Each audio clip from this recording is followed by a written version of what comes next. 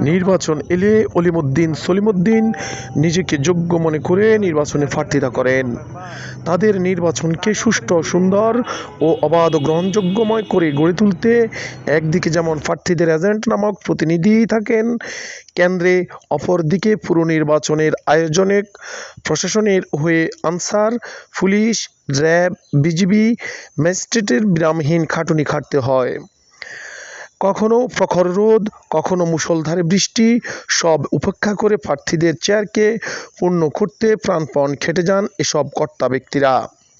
বিজয়ী ব্যক্তি মসনদ গ্রহণ করে দেদারসে সকল দায় ভুলে দুহাত ভরে চুরি, লুট, অনিয়ম, দুর্নীতি নিমজ্জিত হয়ে পড়েন।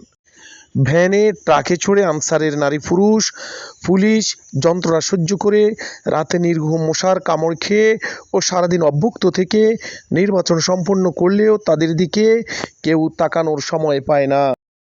জনপ্রতিনিধি হয়ে ওঠেন একজন পুরোদস্তুর লম্পট দুর্নীতিবাজ,